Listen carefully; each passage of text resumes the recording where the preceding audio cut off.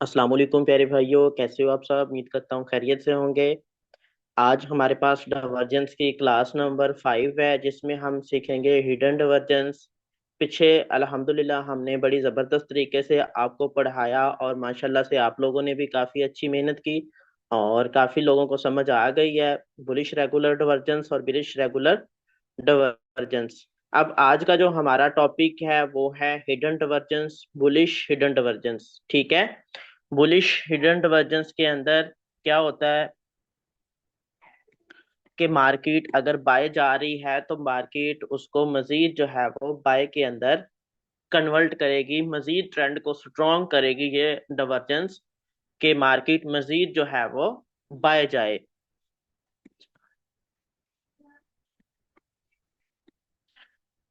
Hidden divergence.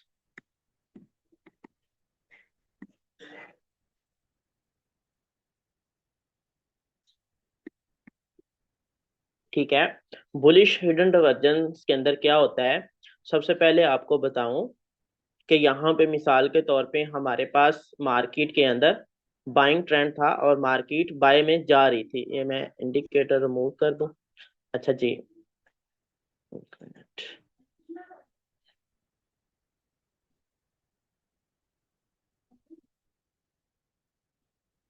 Bullish hidden divergence के अंदर क्या होता है कि मार्केट अगर इसी तरीके से अप साइड के अंदर जा रही है, ठीक है, तो मार्केट के अंदर डाइवर्जेंस बनेगी और मार्केट उसको मजीद जो है वो अप साइड के अंदर लेके जाएगी। इस तरीके से कन्वर्ट होती जाती है, ट्रेंड जो है वो स्ट्रॉन्ग और मजीद अप साइड ही अप साइड चला जाता है। ठीक है। इसको हम किस तरीके से जो है वो फाइंड करेंगे वो इंशाल्लाह अभी हम डिस्कस करेंगे। ठीक है। सबसे पहले तो आपको मैं मार्केट बना के दिखाता हूँ कि मार्केट हमारे पास किस तरीके से मूव करती है। यहाँ पे ये वाली हमारे पास जो है मार्केट है।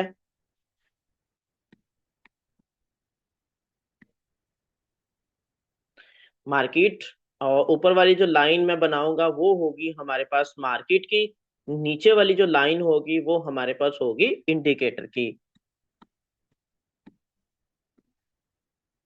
इंडिकेटर। ठीक है। अब मार्केट में बेसिकली क्या होता है, ठीक है, कि मार्केट इस तरीके से अपवर्ड के अंदर जारी होती है। ठीक है। इस तरीके से मार्केट छोटे छोटे जो है वो स्विंग बना के जारी होती है। लेकिन एक टाइम ऐसा आता है कि मार्केट और इंडिकेटर के अंदर इख्तलाफ पैदा हो जाता है। मार्केट तो अपना अप साइड के अंदर जा रही है, लेकिन कुछ ऐसा हमारे पास एक पॉइंट हमें देखने को मिलेंगे कि हमारे पास इंडिकेटर जहां पे मार्केट के अंदर बाय जा रहा था, मार्केट के साथ ही मूव कर रहा था, वो इस तरीके से नीचे आना शुरू हो जाता है हमारे पास। ठीक है। नीचे आना शुरू हो जाता है, यानी कि ये सिर्फ और सिर्फ दो स्विंग के अंदर जो है वो हमारी डाइवर्जेंस मुकम्मल हो जाती है। इसमें हमें एंट्री के लिए सिर्फ और सिर्फ सेकंड स्विंग की जरूरत होती है, थर्ड स्विंग की हमें जरूरत इसमें नहीं होती। ठीक है। थर्ड स्विंग की हमें जो है वो जरूरत नहीं होती। वो किस लिए? क्योंकि मार्केट में हमारे पास सिर्फ और सिर्फ हमें सिर्फ एक ये वाला स्विंग, ठीक है, और एक ये वाला स्विंग, ये वाला जो सेकंड स्विंग हमारे पास होगा ना, यही हमारा एंट्री पॉइंट होगा। ठीक है। इसको हम फाइंड किस तरीके से करते हैं वो थोड़ा सा आपको मैं अभी बताता हूँ। ठीक है। वो हम थोड़ा सा अभी डिस्कस करते हैं उस बारे में।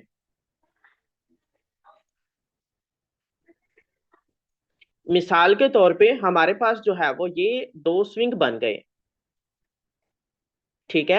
एक स्विंग बना, ठीक है, और हमने जो है वो वेट किया कि मार्केट में हम देखें कि मार्केट और इंडिकेटर जो है वो एक दूसरे के मुखालिफ मूव नहीं कर रहे। लेकिन अचानक से क्या होता है कि मार्केट जो है वो अप साइड के अंदर हाई लगाती है और इंडिकेटर जो होता है वो हमारे पास लो की सिमत के अंदर मूव करना शुरू कर देता है। हम क्या करते हैं इसमें कि थोड़ा सा हमें जो है वो कैंडल की कंफर्मेशन मिल जाती है। जब इस तरीके से मार्केट और इंडिकेटर इख्तलाफ में हो जाते हैं तो सेकंड हम देखते हैं कि मार्केट और इंडिकेटर जो है वो एक दूसरे के मुखालिफ आ गए हैं। ठीक है।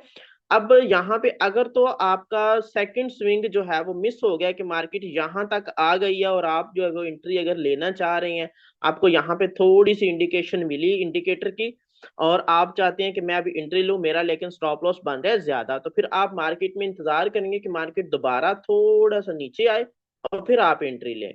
या अगर मार्केट आपको तीसरे स्विंग के ऊपर भी मिल जाती है इसमें, तो फिर भी आप इसमें ट्रेड कर सकते हैं। ठीक है, थोड़ा सा हम मजीद इसको डिस्कस करेंगे डीपली, ड्राइंग को रिमूव करके। और अभी हम थोड़ा सा मजीद डिस्कस करते हैं इसको, क्योंकि मुझे लगता है कि काफी लोगों को अभी समझ नहीं आई।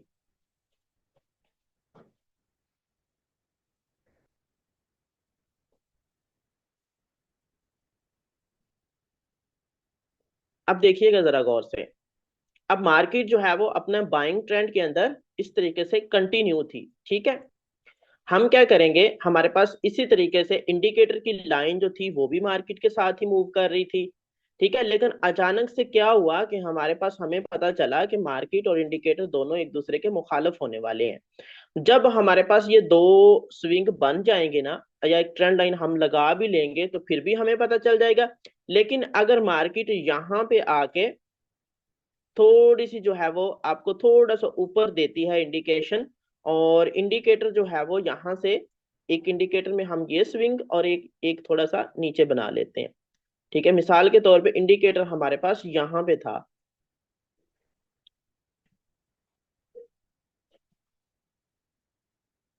इस पॉइंट के ऊपर।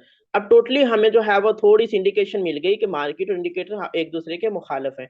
तब भी हम सेकंड स्विंग के अंदर ट्रेड कर लेंगे, लेकिन अगर मार्केट हमारे पास ऊपर जाती है, ठीक है, और वापस जो है वो हमारे पास नहीं आती अभी तक, तो हम यहाँ पे देखेंगे कि मार्केट में दो स्विंग मुकम्मल हो चुके हैं और इंडिकेटर के भी दो स्विंग जो है वो बिल्कुल मुकम्मल हो चुके हैं।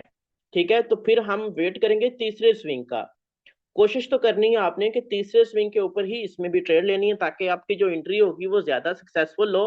क्योंकि जो हिडन डाइवर्जेंस होती है ना, वो सिर्फ दो स्विंग के ऊपर ट्रेड होती है उसमें, लेकिन मार्केट ट्रेंड कंटिन्यूशन होती है, तो उसमें फेल होने के हमारे पास ज्यादा चांस थोड़े से हो जाते हैं। ठीक है, हम अभी डिस्कस करेंगे चार्ट के ऊपर। ठीक है, तो आपने क्या करना है, जब इस तरीके से डाइवर्जेंस आप 2 पॉइंट, एक पॉइंट ये और एक पॉइंट ये ड्रा कर लेंगे, तो तीसरे स्विंग के ऊपर जब मार्केट इस तरीके ट्रेंड लाइन को टच करेगी, तो ये आपका एंट्री पॉइंट होगा। सेम इसी तरीके से जब आपकी मार्केट तीसरे स्विंग के ऊपर टच करेगी, तो वो भी आपका एंट्री पॉइंट होगा। आप सेकंड स्विंग के ऊपर भी ले सकते हैं एंट्री, थर्ड स्विंग के ऊपर भी ट्रेड ले सकते हैं, लेकिन हिडन डाइवर्जेंस में सेकंड स्विंग के ऊपर थोड़ा सा फेल होने के ज्यादा चांसेस होते हैं। अब इसी तरीके से हम इंडिकेटर लगाएंगे मार्केट को, अभी थोड़ा सा आपको मैं बताऊंगा किस तरीके से आप जो है वो सेकंड स्विंग के ऊपर भी ट्रेड कर सकते हैं और थर्ड के ऊपर भी कर सकते हैं। और ये हमारे पास जो होगी वो ट्रेंड कंटिन्यूशन डाइवर्जेंस होगी।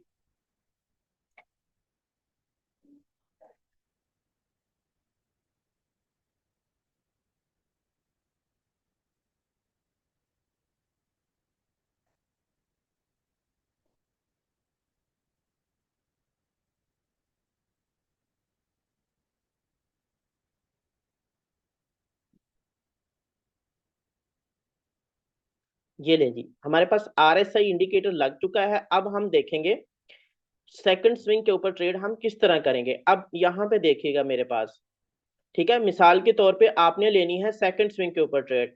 तो यहाँ पे देखें, इंडिकेटर का एक लो और मार्केट का एक लो। सेकंड के ऊपर मार्केट ने क्या किया, मार्केट ने जो है वो एक थोड़ा सा हाई बनाया और इंडिकेटर ने इतना सा लो बना दिया। ठीक है, अब टोटली आपको पता चल गया कि मार्केट और इंडिकेटर जो है वो एक दूसरे के बिल्कुल मुखालिफ सिमत के अंदर मूव कर रहे हैं। ठीक है, इंडिकेटर हमें बिल्कुल जो है वो लो पॉइंट के ऊपर बता रहा है।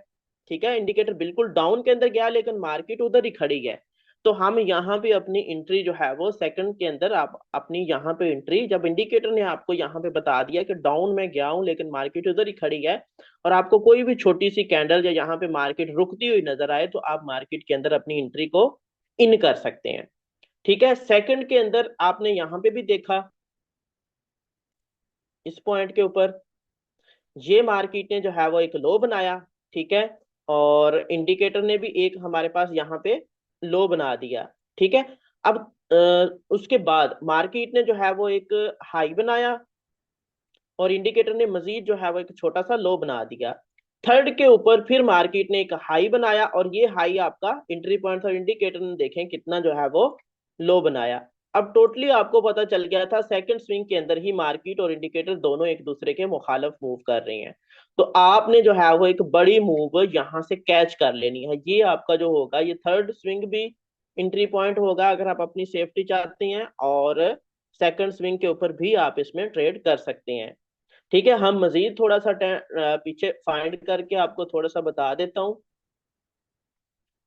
जब आपको मार्केट के अंदर ये चीज पता चल जाएगी कि टोटली मार्केट और इंडिकेटर एक दूसरे के मुखालिफ होने जा रही हैं, सेकंड स्विंग के ऊपर ही आपको अंदाजा हो जाएगा, तो आप अपनी ट्रेड वहां से ही फाइंड कर सकते हैं।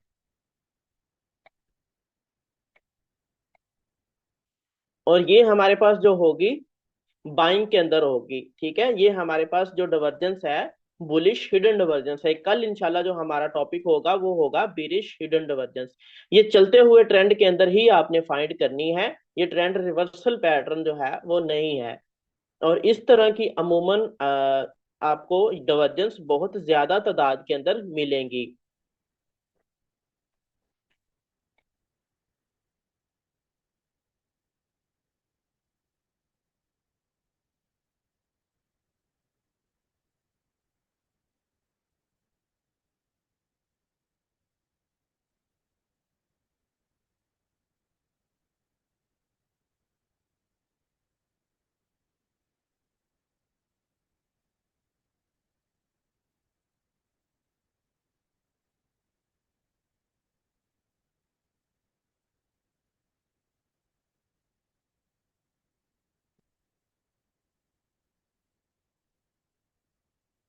ये आपको सिर्फ और सिर्फ बाइंग ट्रेंड के अंदर फाइंड करनी है, सेल ट्रेंड के अंदर फाइंड नहीं करनी।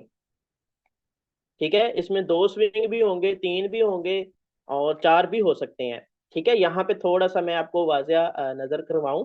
यहाँ पे ये देखें हमारे पास एक लो बना, और ये भी हमारे पास एक लो बना। अब थर्ड के अंदर आपको यहाँ से इस मार्केट के अंदर ही यहाँ से पता चल जाना चाहिए कि मार्केट हमारे पास ऊपर जा रही है और इंडिकेटर जो है वो हमारे पास डाउन के अंदर आ रहा है।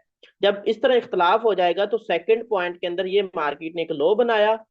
ठीक है, इंडिकेटर ने, और मार्केट ने जो है वो एक हाई बना दी है। जैसे ही मार्केट के अंदर आपको कोई कंफर्मेशन मिली तो आप यहाँ पे लगा के देखें लाइन, तो आप यहाँ से बिल्कुल जो है वो अपनी ट्रेड बाय की इन कर सकते हैं, और यहाँ पे मार्केट उसके बाद देखें कितनी अप गई है। ठीक है, इस तरीके से आपने जो है वो बुलिश डाइवर्जेंस फाइंड करनी है ट्रेंड कंटिन्यू के अंदर। अब हम थोड़ा सा जो है डिस्कस कर लेते हैं बूम क्रैश की मार्केट के अंदर भी, ताकि आपको वहां पे भी थोड़ा सा अंदाजा हो जाए कि मार्केट किस तरीके से वर्क करती है ये वाली।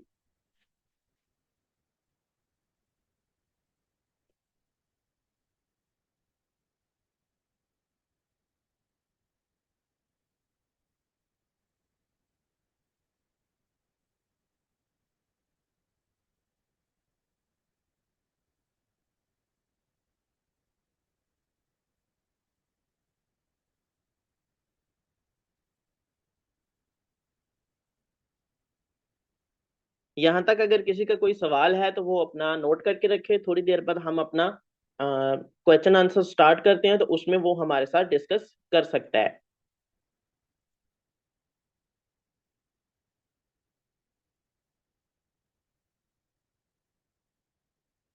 इंडिकेटर का तो सबको पता है कि आरएसआई हमारे पास होता है, उसके अलावा हमारे पास जो है वो सीसीआई होता है, कम्युनिटी चैनल इंडेक्स, और उसके बाद हम फाइंड करते हैं थोड़ा सा मैकडी के साथ एमएसीईडी भी, और स्टॉकेस्ट ऑक्सीलेटर भी। ठीक है, अब बूम क्रैश की मार्केट के अंदर वोलेटिलिटी का ये पेयर है हमारे पास, और यहाँ पे मुझे एक डाइवर्जेंस नजर आई है regular sorry hidden divergence. Hidden divergence के अंदर ये मार्केट ने हमारे पास एक लो बनाया है, ये देखें। ठीक है, और इंडिकेटर ने भी एक लो बनाया है। ठीक है, मजीद जो है वो सेकंड के अंदर हमारे पास मार्केट ने एक हाई बनाने की कोशिश की है, लेकिन इंडिकेटर जो है वो काफी ज्यादा डाउन आ गया था। जैसे ही इंडिकेटर डाउन आया तो हमें ये पता चल गया कि मार्केट के अंदर जो है वो डाइवर्जेंस क्रिएट हो गई है। तो यहाँ पे आप इंडिकेटर को देखें कितना नीचे है, और मार्केट के अंदर देखें मार्केट जो है वो कितना अपसाइड है। तो यहाँ पे हमें पता चल गया। ठीक है, इंडिकेटर से ही आपको पता चल जाएगा। तो आपने यहाँ पे जैसे ही मार्केट आप यहाँ पे दो तीन छोटी छोटी कैंडल्स बनाएगी रुकेगी, तो आपने प्रीवियस जो आपका स्विंग होगा, जो आपका लो होगा, वहां पे आपने अपना स्टॉप लॉस रखना है, और ट्रेंड लाइन के ऊपर जैसे ही मार्केट स्टे करेगी तो आपने एंट्री अपनी ले लेनी है। ठीक है जी। अब थोड़ा सा हम बूम क्रैश को भी आपको थोड़ा सा समझा दूं। ये तो वोलेटिलिटी का भी बता दिया आपको, फॉरेक्स का भी बता दिया, अब हम थोड़ा सा बूम क्रैश के अंदर भी इसको फाइंड करते हैं। इसमें आप बूम के पेयर को बाय भी सेल भी कर सकते हैं डाइवर्जेंस क्रिएट होने पे, और क्रैश के पेयर को बाय भी कर सकते हैं।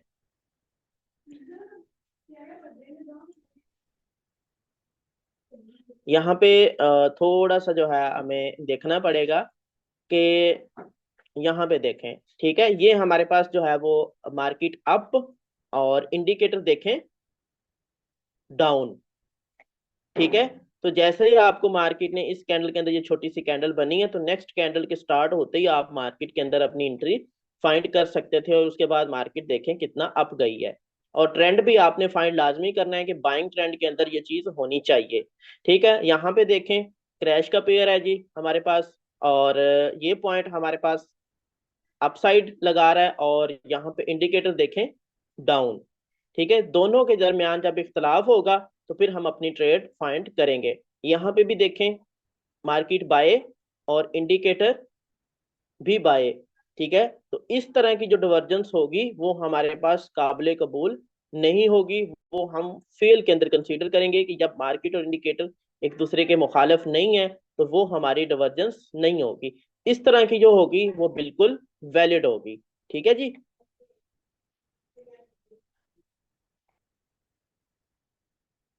उसके बाद हम मजीद थोड़ा सा बाइंग के अंदर देख लेते हैं, और फिर हम अपने क्वेश्चन आंसर जो है वो स्टार्ट करते हैं।